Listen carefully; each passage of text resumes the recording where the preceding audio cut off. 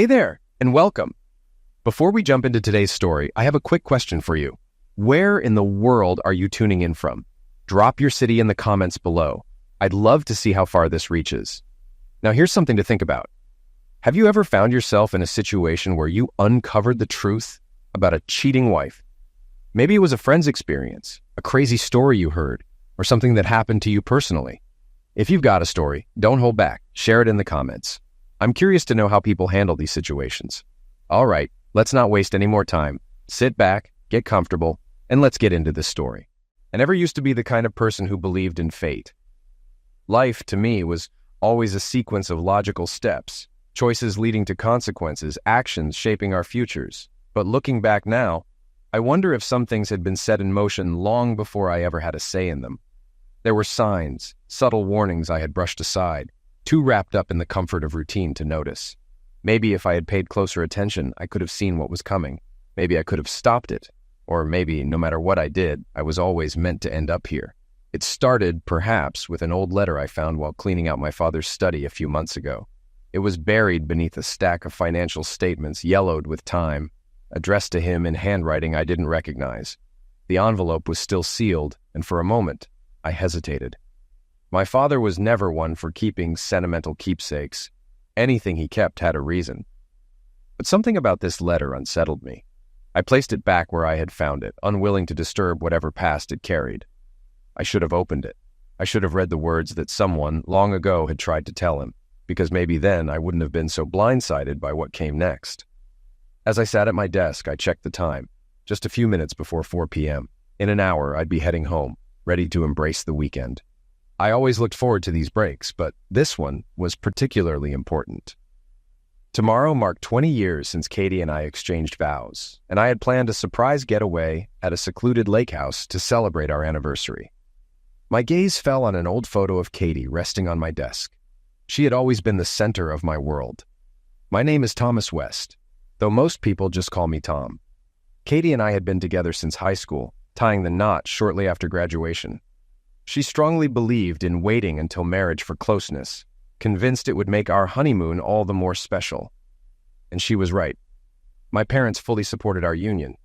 As a wedding gift, they gave me $100,000 along with the deed to a townhouse they had previously rented out.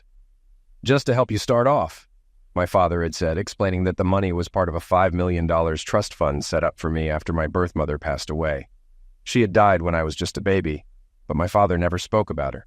A year later, he remarried, and the woman I came to know as my mother stepped into our lives. At one point, I had considered joining the military, but my childhood diabetes disqualified me. That didn't stop me from staying active. I played soccer and trained in martial arts. Katie and I attended college together. She pursued a degree in education, while I aimed to follow my father into the business world. However, our plans shifted 6 months into our marriage when Katie became pregnant. Her pregnancy was difficult, and after our son, Jim, was born, doctors advised her to undergo a procedure to prevent future pregnancies. She took time off from school to raise him, later earning her teaching certificate, while I completed my studies and landed a job as an accountant at Ryder Industries. I remember breaking the news to my father about my job. "Ryder Industries, huh?" he asked, his tone unreadable. "Yeah," I said. "Good pay, solid benefits." "All right," he responded, nodding. "I'm proud of you." But there was something in his voice, something that made me hesitate. "I hope it works out for you," he added, leaving the conversation at that. For the next 16 years, life settled into a routine: work, family, and the occasional vacation. My job didn't require much travel, which meant we could always plan a summer getaway. Eventually, I had to give up martial arts due to time constraints. Every so often, my father encouraged me to explore new career opportunities, but I was content where I was. Overall, life was good. Like any couple, Katie and I had our share of ups and downs, but we were happy together. Lately, however, something felt off. She had grown distant, her moods shifting unpredictably. She would snap at me over minor things, then later apologize as if nothing had happened. When I asked her about it, she brushed me off. Something wasn't right. At the same time, I found out I was being considered for a vice president position at work. My main competitor was Alex Marlowe, an experienced candidate, but I believed I was better suited for the role. I hadn't told anyone about it yet, not even Katie, preferring to wait until I had official confirmation. I doubted the promotion had anything to do with her recent behavior. Then it hit me. Jim had just graduated and was leaving for West Point. Maybe the thought of an empty house was weighing on her. That was exactly why I planned our anniversary trip, to lift her spirits and remind her of the bond we shared. At 4:15, the ringing of my phone pulled me from my thoughts. "Mr. West," my secretary's voice came through. "Mr. Henderson just called. He needs to see you immediately." "Thanks, Rhonda," I replied. Jacob Henderson III, better known as Jake, was the CEO of Ryder Industries. When he called, you didn't keep him waiting. Assuming it had something to do with the promotion, I adjusted my tie, grabbed my phone, and set the audio recorder to run for an hour, just in case. When the elevator doors opened on the 15th floor where the top executives had their offices, I stepped out and made my way to Henderson's suite. His assistant, Brenda Harris, greeted me with a knowing smirk. "Mr. Henderson is expecting you, Mr. West," she said. Something about her smile unsettled me. "Come in," Henderson's voice called from inside. I stepped into his expansive office and took the seat he gestured toward near a coffee table. "Get Mr. West a drink, Harvey," he instructed. I glanced at the tall man in a sharp suit, Harvey Strauss, one of Henderson's personal security guards. He poured a measure of bourbon into a glass and handed it to me. I rarely drank, but he knew I preferred it straight, just like my father always had. I accepted the glass with a nod, noticing that Harvey, as always, remained expressionless. Now that I thought about it, I had never seen the man smile. Henderson shrugged off his jacket, rolled up his sleeves, and sank into the sofa across from me. Despite being in his 50s, he was built like a man who still took his fitness seriously. Broad chest, strong frame. He took a sip of his drink before setting it down and studying me with a sharp gaze. "Go on," he said with a smirk. "A drink won't hurt you. Relax a little." I took a cautious sip before placing the glass back on the coaster. "Thanks. What can I do for you, Mr. Henderson?" His smile widened. "That's what I like about you, Tom. Always professional, always in control. I was just telling Brenda the other day, I've never seen you rattled. So, how's life at home? Your wife doing well?" I nodded. "Yeah, things are good. Our son just left for West Point, so we're adjusting. I actually planned a weekend getaway for our 20th anniversary." 20 years? He raised an eyebrow. "That's impressive. Congratulations." He leaned forward slightly. "But that's not why I called you in. It's about your promotion. As you know, it's down to you and Marlowe. The board needs some final assurances before making their decision." "I see," I said evenly. "What kind of assurances?" "They want to evaluate your flexibility, your ability to handle pressure, how far you're willing to go for the company." He fixed me with an unreadable expression. "You understand that an executive role isn't just a 9-to-5 job anymore." "I expected that," I replied. "They've reviewed my performance records, haven't they?" "Of course," he said. "But they need more than just numbers. They want to see how you react under real pressure." I frowned slightly. "I'm not sure I follow." Henderson took another sip of his drink before setting the glass down. "Let me put it another way. How strong is your marriage?" "Very solid," I answered, slightly thrown by the shift in conversation. "Why?" "Good," he said smoothly. "Because you're going to need to cancel your plans this weekend. If your marriage is as strong as you say, your wife will understand." Harvey gave a slight nod before silently moving toward another door, pushing it open without a word. A moment later, Lenny Jameson, Henderson's second in command when it came to security, stepped inside, guiding Katie alongside him. She looked stunning, yet completely out of place. Her dress was far too provocative for any normal occasion, clinging to her body in a way that made me uncomfortable. The deep neckline exposed more than I'd ever seen her willingly reveal in public. Something was wrong. Her movements were sluggish, her eyes glassy, and when she met my gaze, there was no recognition in them. "Katie?" I shot to my feet. "What the hell is going on? Why are you dressed like that?" She didn't respond. I turned sharply toward Henderson, my fists tightening. "What the hell did you do to her? She looks sedated." Henderson let out a low chuckle. "Come on, Tom, you're a smart man. Figure it out.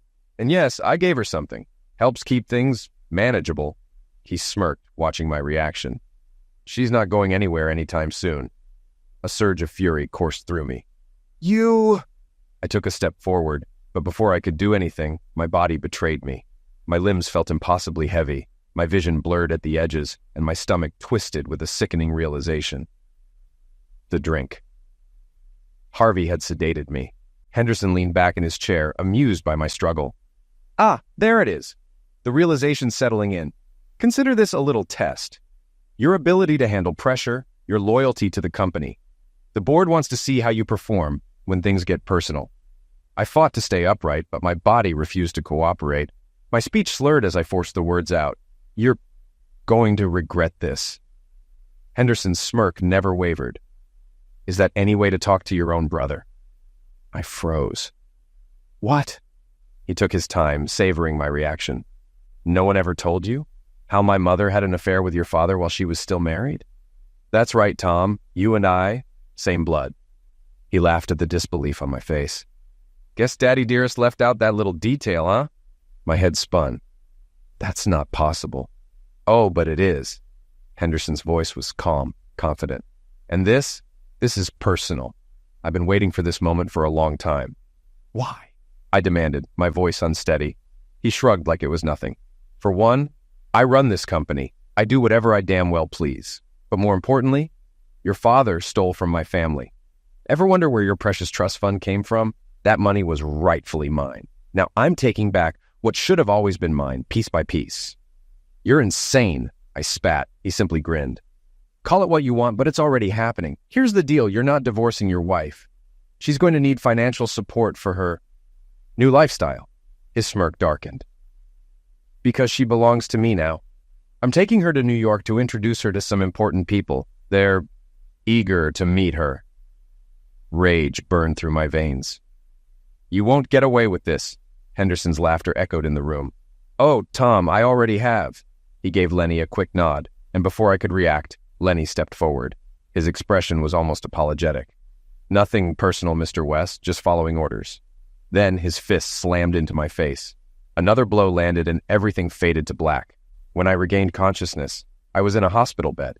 The rhythmic beeping of machines filled the air. My head pounded, my mouth was dry, and an IV was taped to my arm.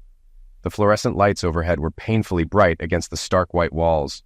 Turning my head slightly, I saw my father sitting beside the bed. He looked exhausted, as if he hadn't slept in days. As soon as he noticed I was awake, he immediately called for a nurse. A young woman entered, checked my vitals, and handed me a small piece of ice to suck on. I managed to whisper, How long? You've been unconscious for 4 days, my father said, his voice tight with worry. The hospital called me late Friday night. They said someone dropped you off at the ER, unresponsive.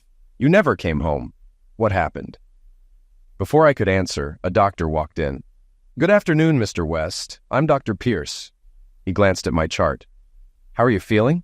Like I got run over, I muttered. Not surprising, he said. You suffered a concussion and some bruised ribs, but no fractures.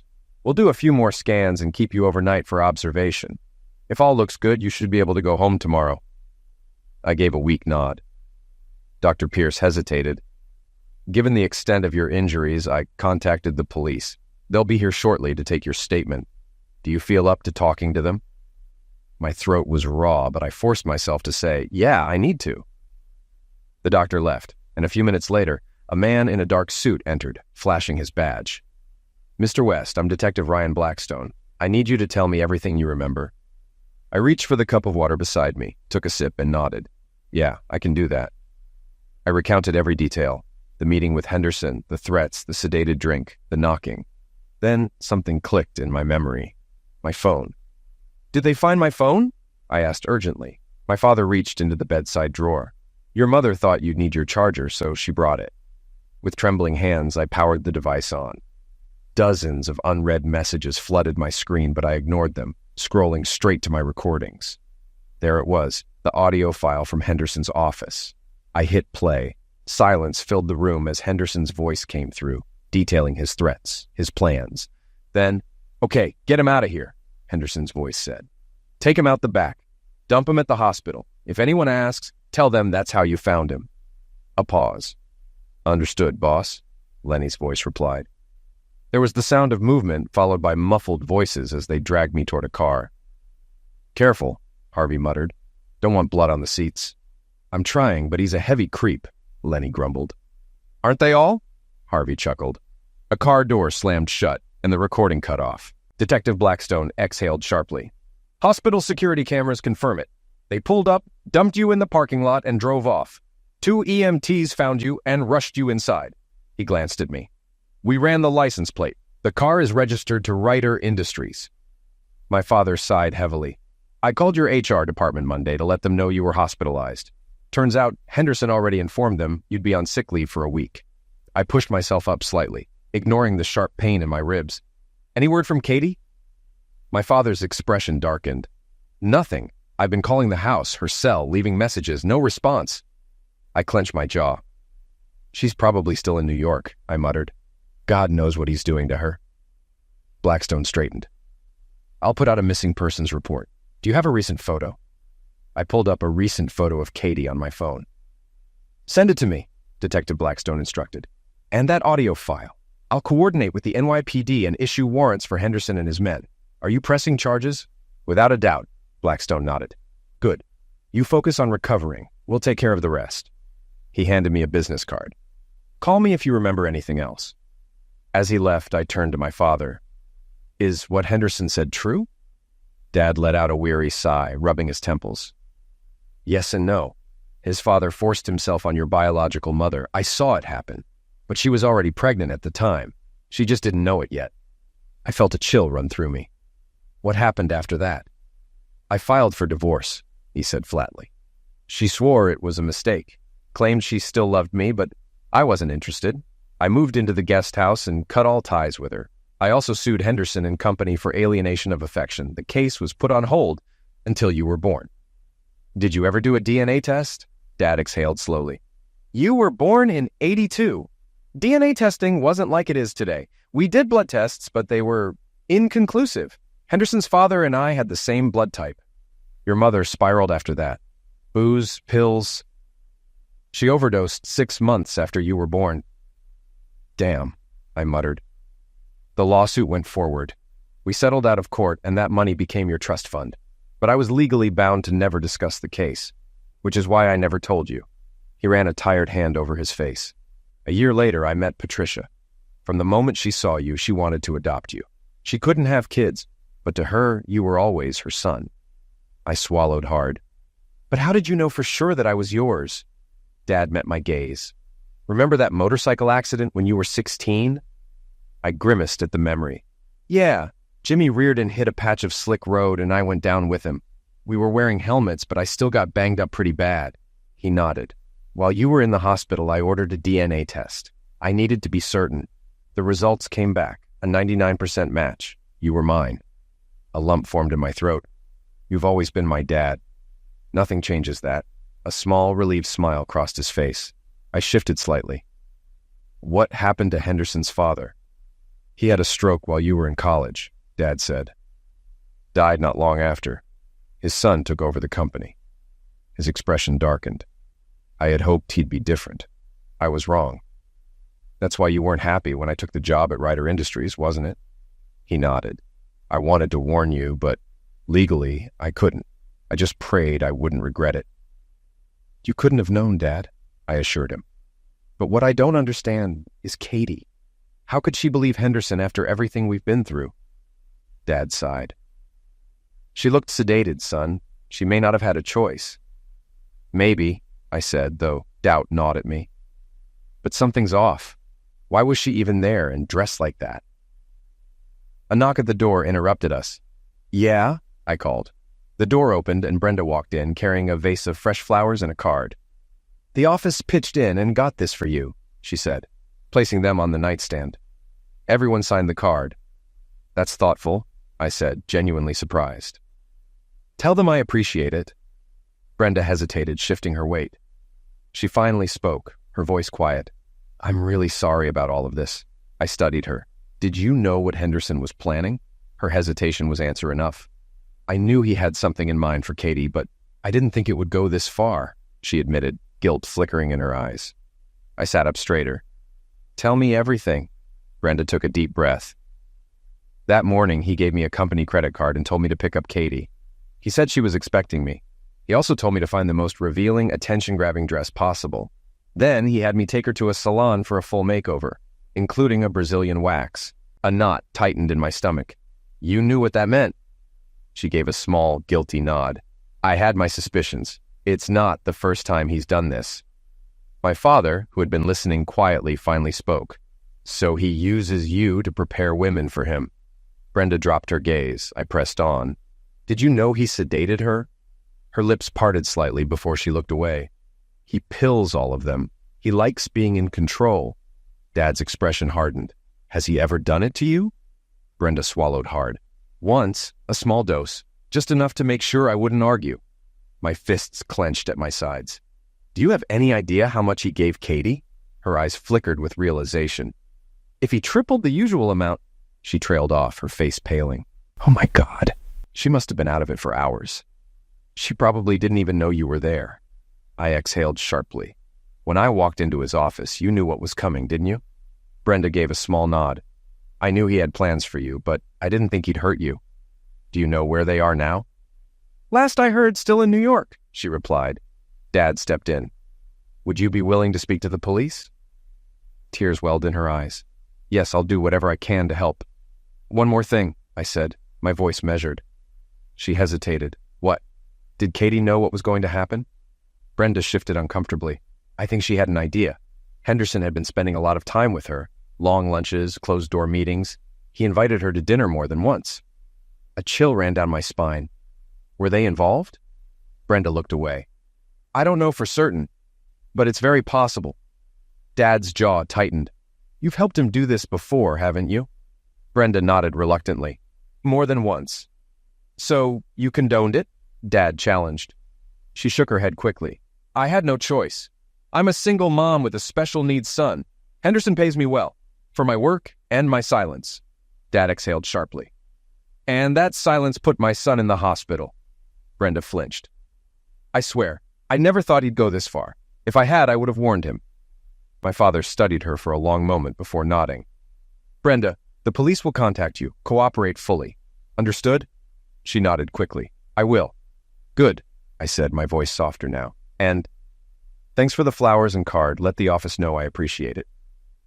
Brenda wiped at her eyes. I will. And I'm sorry. Without another word, she turned and walked out of the room. I watched the door close behind Brenda, then turned to my father. That explains a lot. Katie's been acting off for weeks. I assumed it was just because Jim left for West Point. Dad gave a slow nod. We'll figure out what's really going on. Before I could respond, a knock at the door interrupted us.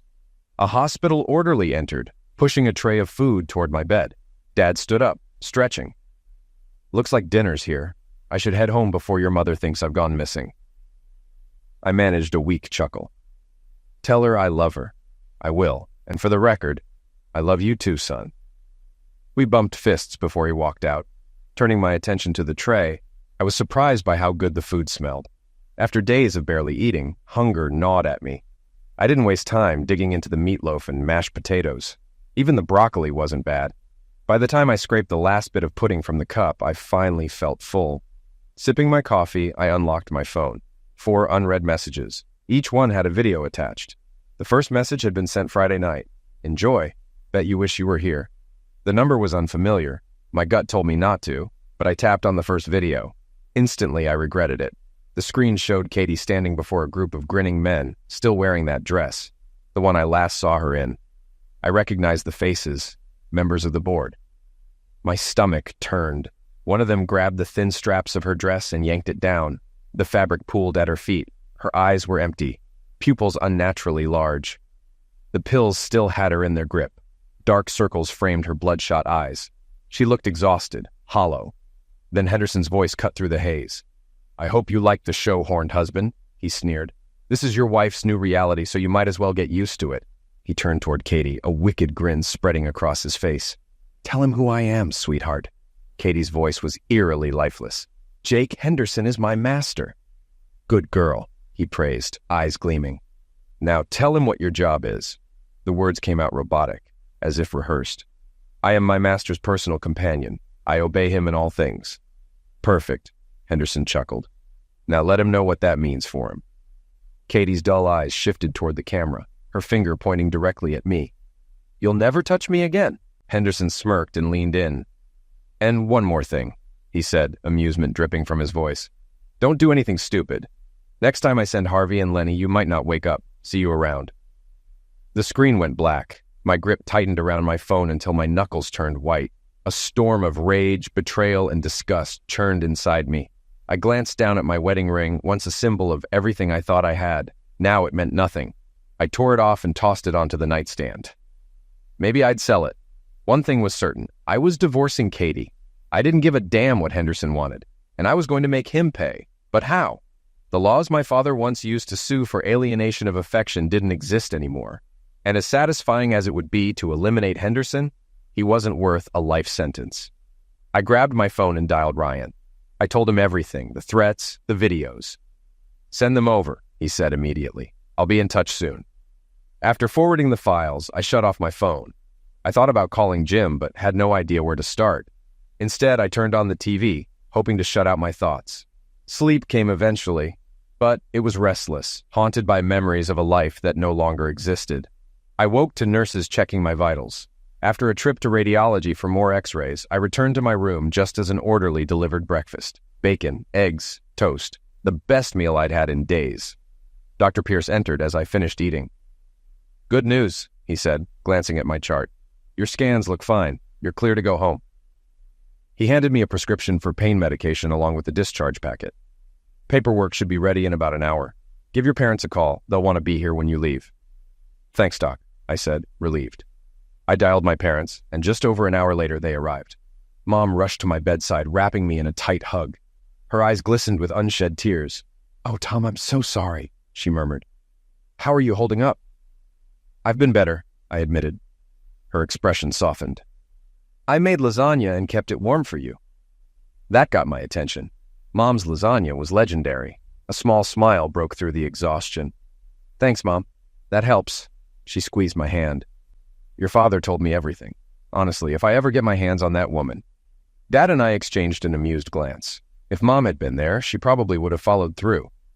"Any updates?" Dad asked.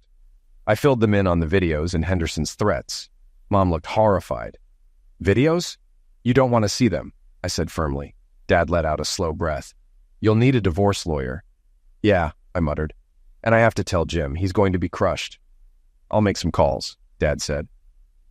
A nurse entered with my discharge paperwork. As per hospital policy, I had to be wheeled out, so I reluctantly sat in the chair while Mom and Dad walked beside me. Once we reached the car, Dad helped me into the back seat. We stopped at a pharmacy to pick up my prescription before heading home. As we pulled into the driveway, I noticed my car parked in its usual spot. "Your mother and I picked it up from Ryder on Saturday," Dad explained. "Katie's car is still in the garage." Stepping inside, the smell of lasagna greeted me, a small comfort in the emptiness of my house. "I hope you don't mind," Mom said. "I cleaned up a little. It was getting stuffy in here." "I don't mind at all," I assured her. "Thank you." Before I could say more, a dark sedan pulled up outside. My stomach tensed as Ryan stepped out, followed by another man in a suit. I opened the door. "Detective Blackstone," I greeted. "Come in." Ryan shook my hand. "Tom, this is Detective Hawthorne with NYPD Homicide." "Homicide?" My pulse quickened as Hawthorne handed me a photograph. "Can you identify this woman?" I looked down and felt the air leave my lungs. It was Katie, her face pale, lifeless. A lump formed in my throat. "That looks like my wife, but she was alive Sunday morning. I have a video." Hawthorne's expression remained neutral. "Did she have any distinguishing marks? A tattoo, maybe?" "Yes," I said automatically. "A small dolphin tattoo on her right thigh. She got it on a dare years ago." Hawthorne and Ryan exchanged a look. "I'm sorry, Mr. West," Hawthorne said grimly. "It appears your wife may have been liquidated." The words hit like a sledgehammer. "Liquidated? How?" "We're still investigating," Hawthorne replied, "but preliminary findings suggest she suffered a massive heart attack." "That wouldn't necessarily mean foul play, would it?" I asked, my mind racing. Hawthorne let out a slow breath. "Her body was found buried in a shallow grave in Central Park yesterday." He met my gaze. "That, in my experience, is rarely natural causes." I clenched my jaw. "Have you run toxicology?" "It's in progress," he said. "We'll know more soon." Taking a steady breath, I recounted everything. Ryan took notes, though he was already familiar with most of the details. When I finished, I pulled out my phone, playing back the recorded audio. Then I made them watch the video. The moment it ended, my mother gasped, tears spilling down her face. Without a word, Dad wrapped an arm around her and gently led her out of the room, giving me space to continue my conversation with the detectives. Once I finished explaining what Brenda had told me, Hawthorne flipped through his notes, exchanging a glance with Ryan. "So, Brenda Harris, she's the assistant you mentioned?" "Yeah, that's her," I confirmed. "Is she working today?" "As far as I know." Hawthorne nodded. "We need to talk to her." He glanced at Ryan, who gave a small nod. Then he turned back to me. "What do you know about the Super Molly Henderson mentioned?" "Not much," I admitted. "Brenda said it keeps women docile and compliant. Whatever they used on me must have already cleared my system by the time the hospital ran tests." "And Henderson?" Ryan folded his arms. "That's what we were hoping you could help us with. His private jet left New York last night, supposedly heading back here, but there's no record of it landing." My brows knitted together. He could be anywhere. Ryder Industries has offices all over the country. Hawthorne sighed. "We'll have to get the FAA and FBI involved." Ryan nodded. "I have a contact at the FAA. We'll check in with them after we execute the search warrant at Ryder." Hawthorne's expression darkened. "This could escalate into a federal case. Henderson took your wife across state lines. Abducting charges might apply." Ryan added, "And if the autopsy proves foul play, we're looking at homicide." Hawthorne straightened. "The coroner is still finalizing the report on your wife. Once they're done, they'll release her remains. In the meantime, we're tracking down every person seen in that video." I nodded, though my mind was still struggling to process everything. Ryan turned to Hawthorne. "I'd like a private word with Mr. West." Hawthorne nodded. "I've got calls to make anyway." He faced me. "I'm truly sorry for your loss." "Thank you, Detective," I said, shaking his hand. Once he left, Ryan's tone grew more serious. "Tom, I wanted to talk to you about Katie." Bracing myself, I exhaled. "Go ahead."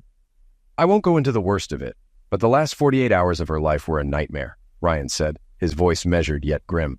"The medical examiner confirmed she didn't willingly participate in what happened. She was taken, sedated, and brutalized by men who saw her as nothing more than property." I forced myself to stay calm, but a deep, burning rage simmered beneath the surface. "Ryan, I appreciate what you're telling me, but Katie was meeting with Henderson in secret for weeks. She had plenty of chances to walk away. She didn't—" Ryan studied me for a long moment before nodding. "I hear you." He reached into his pocket and handed me a business card. "Dr. Harmon, one of the best trauma therapists in the area. Consider giving her a call." I glanced at the card for a moment before slipping it into my pocket. "I'll think about it. Thanks." Ryan's expression darkened slightly as he studied me. "I'm also worried about your safety. Henderson's people may come after you." I met his gaze, unwavering. "I can take care of myself." He exhaled, frustration flickering across his face. "We're stretched thin, or I'd assign officers to watch your house. I'll have dispatch increase patrols in your area." Reluctantly, I nodded. "I'd appreciate that." Ryan's tone turned firm. "Do you own a firearm?" "No," I admitted. "Then keep your doors and windows locked. If anything seems suspicious, don't hesitate. Call emergency." "I will," I assured him. At that moment, Hawthorne re-entered the room. "We've secured the search warrants. We're heading to Ryder now." Ryan stood, shaking my hand. "We'll be in touch soon." Hawthorne followed. "Again, I'm sorry for what you're going through." "Thanks, Detective." As soon as they left, my parents returned. Dad studied my face carefully. "Are you holding up okay, son?" I exhaled. "I'll manage. I need to make some calls." Mom squeezed my hand gently. "Take your time. We're here for you." I nodded, waiting until they stepped out before pulling out my phone. I called Jim first, straight to voicemail. I left a message, knowing he might not get back to me right away. Then I prepared for the hardest call of the day. Katie's father, Bill Anderson, was a retired Marine colonel, a decorated war hero, respected and feared by those who served under him. The full extent of his military service was classified, but I'd heard rumors. One story claimed he once eliminated a squad of enemy combatants with nothing but a combat knife. Tough as they came, but when it came to Katie, he had a soft spot. After retiring, he and his wife Alice had settled in the countryside, enjoying the peace of civilian life. He had always treated me like a son. Now, I had to tell him his daughter was gone. Taking a deep breath, I dialed. A familiar deep voice answered the call. "Anderson residence." "Dad, it's Tom," I said. "Tom?" His tone shifted, suddenly alert. "You all right, son? You sound like someone ran over your dog." I swallowed hard. "No, Dad, it's worse. I just got out of the hospital." And I found out Katie is dead. Silence. Then his voice sharpened. Dead? What the hell do you mean? And why were you in the hospital? It's complicated, I admitted. Damn right it better be. He shot back, his tone hard. Explain. I kept my response brief, knowing he'd have 1,000 more questions. As I spoke, I could almost hear his mind working, analyzing every detail. After a pause, he finally responded. We'll be there at 16 o'clock. A small, bitter smile crossed my lips. That's 4 o'clock for us civilians, right? Damn right. And make sure there's fresh coffee. I'll have it ready. We ended the call, and I leaned back, the weight of everything pressing down on me. For the first time since this nightmare started, I couldn't hold it in. I broke down. I had lost everything. My marriage had been unraveling for a long time. I just hadn't seen it. And now, the only woman I had ever truly loved was gone. As much as I resented what she had done, I never wanted this. Henderson, though, that was another story entirely. I forced myself up and ate a portion of Mom's lasagna. Food had always been a small comfort, and right now, I needed any bit of normalcy I could get. After cleaning up, I wandered through the house. Every room held memories of my life with Katie. I knew right then I couldn't stay here. Once this was over, I'd sell the place and start fresh. As I passed the bedroom, something caught my eye. Katie's phone was still plugged into the charger. I hesitated, then picked it up. If there was any explanation, anything that could tell me why she made the choices she did, it would be here. The screen was locked, but I knew her 4-digit code. I entered it. The screen lit up. Her call log appeared. My heart sank. Multiple calls from Henderson and Brenda's work number. The most recent one? Friday morning. I scrolled through Katie's messages, hoping to find something that might explain her connection to Henderson. There were a few texts between them from months ago, but they were vague, nothing definitive. For all I knew, they could have been talking about the weather. Her emails? Clean. No incriminating exchanges, no hidden messages. Frustrated, I turned off the phone and placed it back on the nightstand. A glance at the clock told me it was 3:45 p.m. Time had slipped away from me. Knowing the Colonel, he'd arrive exactly on schedule. I hurried to the kitchen and brewed a fresh pot of coffee. Strong, just the way he liked it. Right at 4 p.m., the doorbell rang. I opened the door to find Bill and Alice standing there. Bill's sharp eyes immediately locked onto my bruised face. Hell, son, he muttered. No one ever teach you how to duck. I smirked, wincing slightly.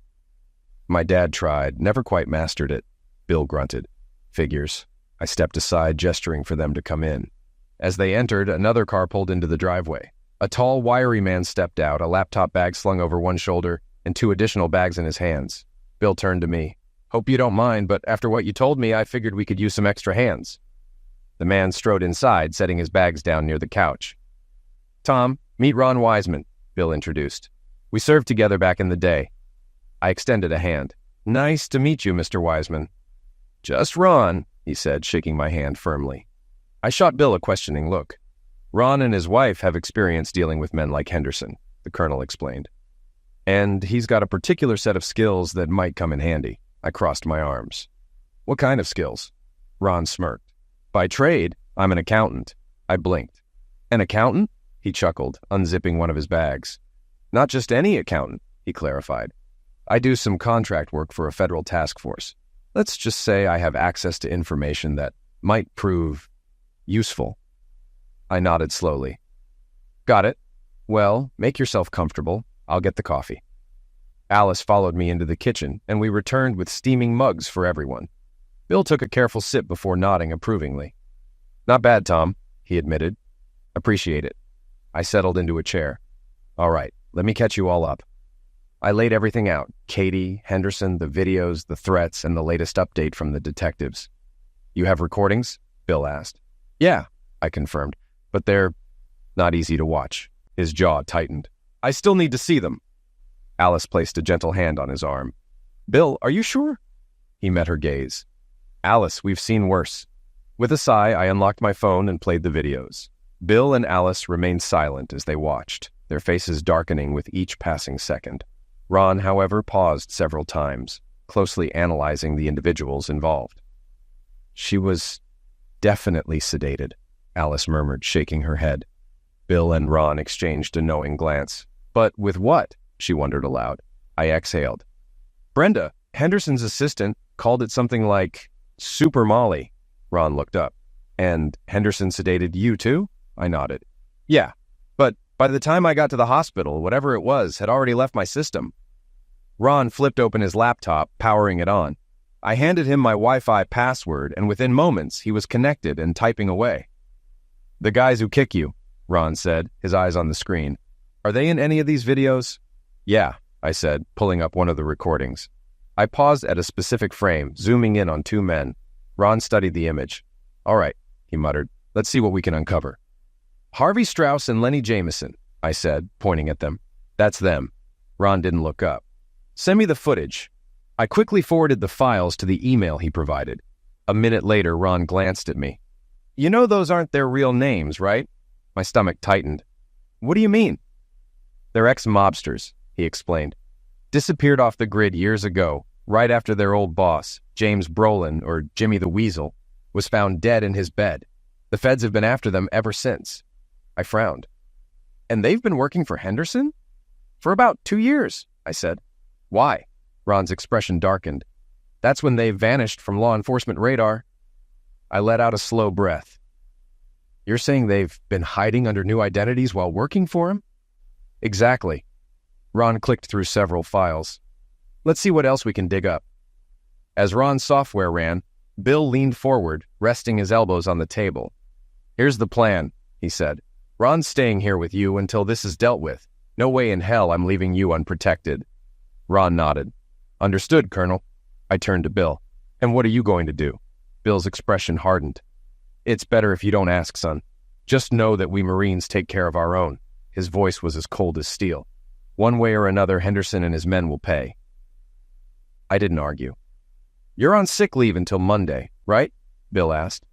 Yeah, I said, but I can't go back to Ryder after this. I'll be handing in my resignation first thing. I also need to sell this house and find something smaller. Bill nodded. Makes sense? He hesitated. Any word on when they'll release Katie's body? Hawthorne said it'll take a few days. Bill exhaled. If you need help making arrangements, just say the word. Thanks, Dad. That means a lot. Bill stood, signaling the conversation was over. Alice and Ron followed his lead. We should get going, Bill said. Ron, keep me updated. Will do, Ron assured him. Bill turned back to me, and to my surprise, pulled me into a firm hug. In all the years I'd known him, I'd never seen him offer that kind of gesture to another man. Things will work out, son, he said quietly. Alice stepped forward next, wrapping her arms around me. I'm so sorry, Tom, she whispered. But don't worry, we'll help you through this. I swallowed the lump in my throat. Thank you, Mom, that means a lot.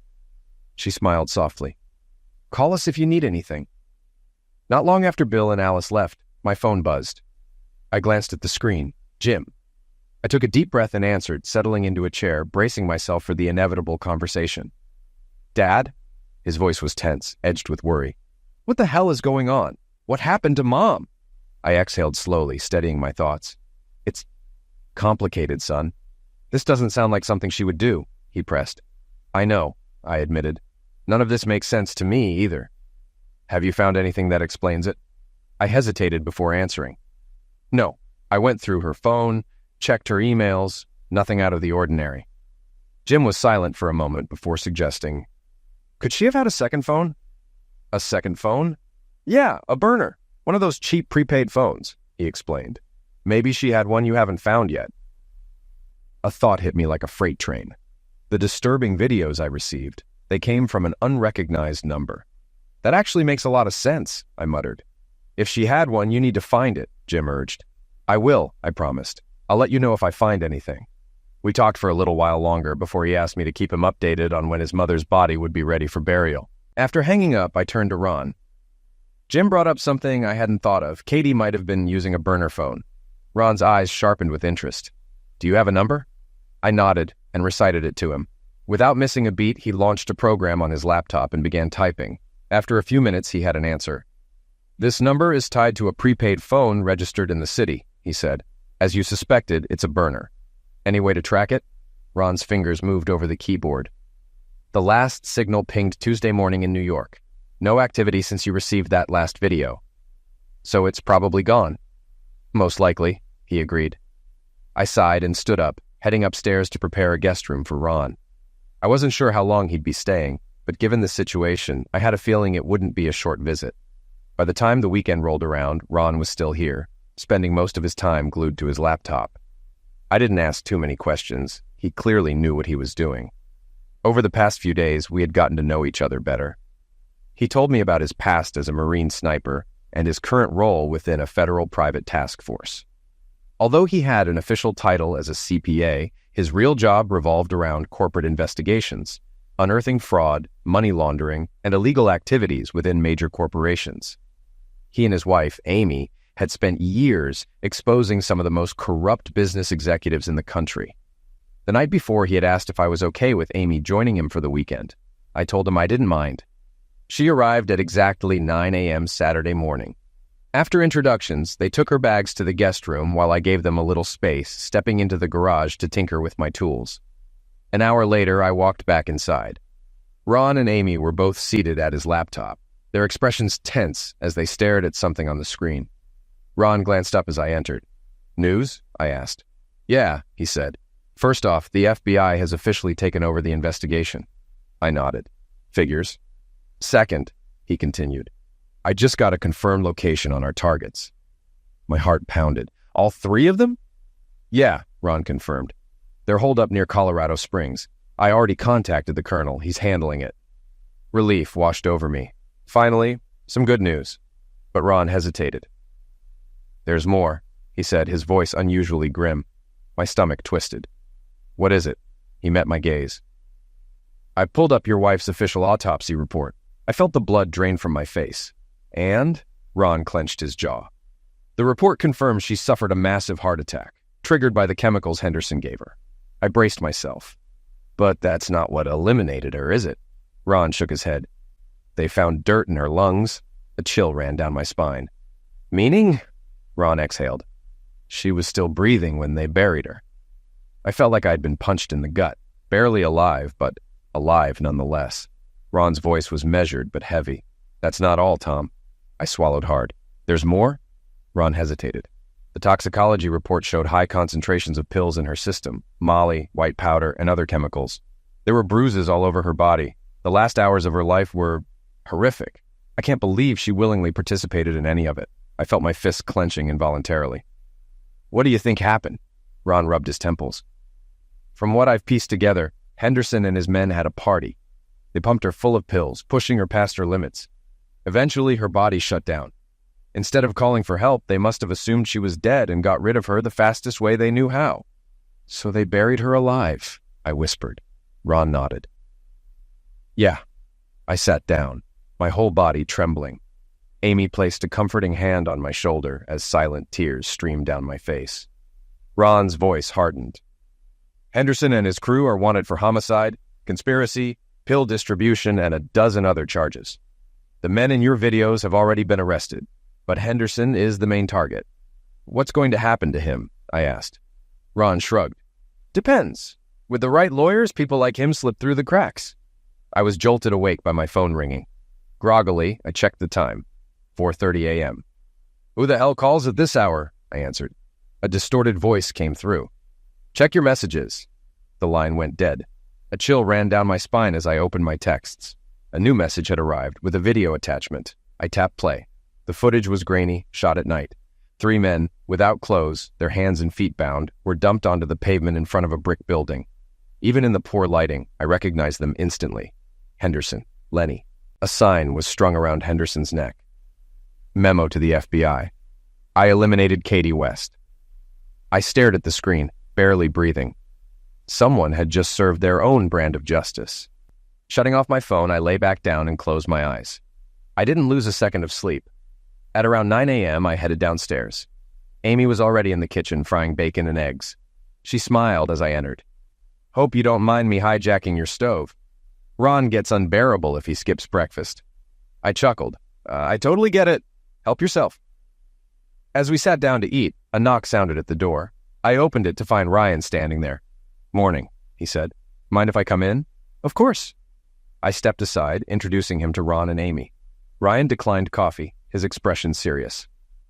"I just came to let you know, Henderson and his 2 men were taken into custody early this morning in Colorado Springs." I leaned back. Good. That's what we wanted, right? Ryan nodded. Yeah, they're already giving statements, but there's just one thing. He studied me closely. The way they were found, it was too convenient. You wouldn't happen to know anything about that, would you? I met his gaze evenly.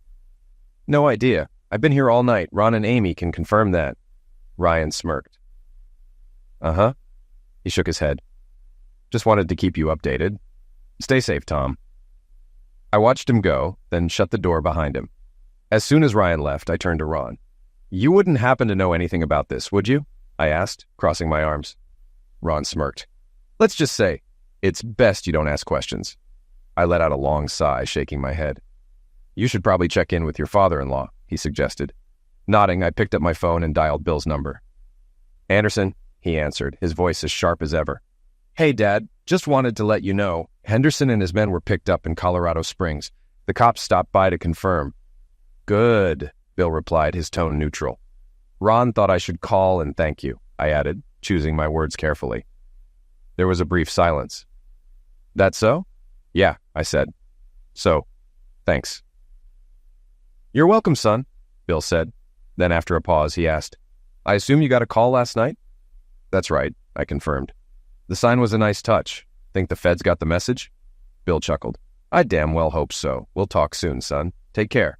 I will. Thanks, Dad. When Monday rolled around, I walked into the office for the last time. I handed in my resignation without hesitation. My colleagues were polite, offered their condolences, and told me they understood my decision. I appreciated the sentiments, but the truth was, I just wanted out. I needed to close this chapter and start fresh. After leaving Ryder Industries, I met with a realtor to put my house on the market. 20 years of memories were tied to that place, but I knew staying there would only keep me stuck in the past. It was time to move forward. A week passed before the New York medical examiner released Katie's body. As promised, her parents took charge of the funeral arrangements. Attending the service was harder than I expected. For over 2 decades, she had been the love of my life. Losing her felt like losing a part of myself. But at the same time, I couldn't forget what she had done, the betrayal, the deception. In the end, I convinced myself that the real Katie had been lost long before that final weekend.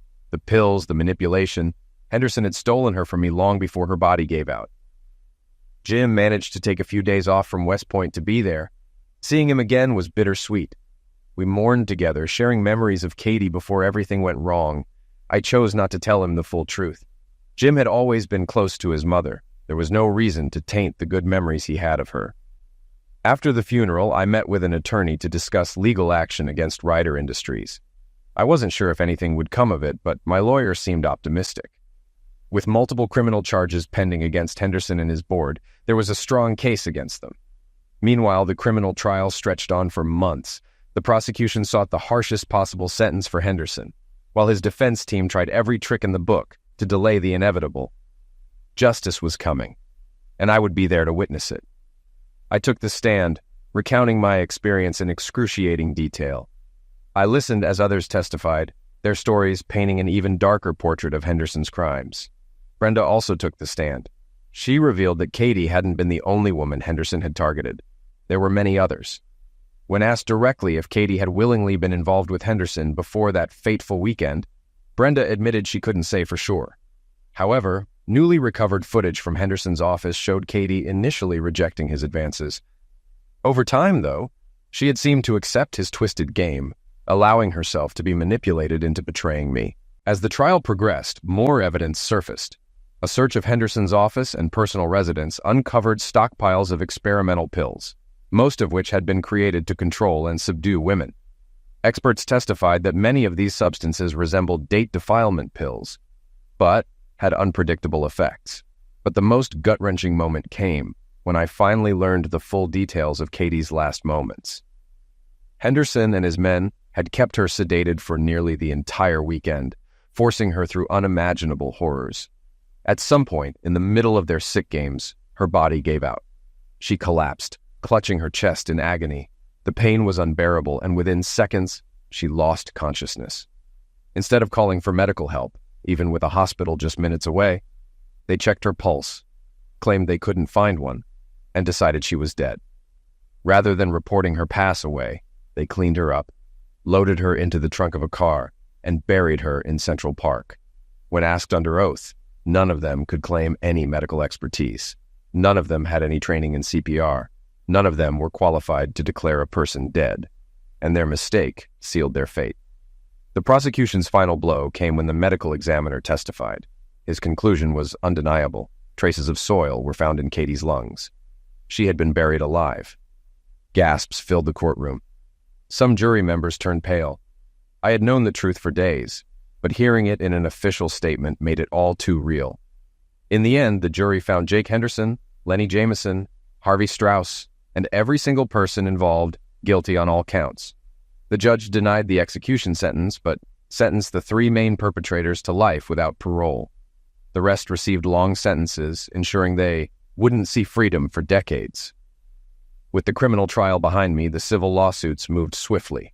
Rider industries collapsed under the weight of the scandal. Customers abandoned them, investors pulled out, and the company was placed into receivership. Henderson, once untouchable, was left bankrupt. Before he officially filed for bankruptcy, he was forced to pay me a hefty settlement. The irony was almost poetic. His scheme to humiliate me had backfired in the worst way possible. Katie was gone. Henderson and his men were locked away. His empire had crumbled. And as for me, life went on. I sold the house and moved into a modest two-bedroom apartment. The day I handed over the keys, I felt a pang of sadness, but deep down, I knew I had made the right choice.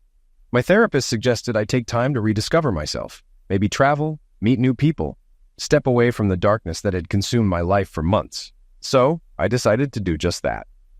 I booked a ticket for a round-the-world cruise. With nothing but a packed bag and a passport, I caught a taxi to the airport. From there, I flew to Miami, where my ship awaited. As I stepped onto the deck, feeling the salty breeze on my face, I took a deep breath. For the first time in a long time, I wasn't looking over my shoulder. I wasn't haunted by the past. The future was wide open, and I was finally ready to embrace it.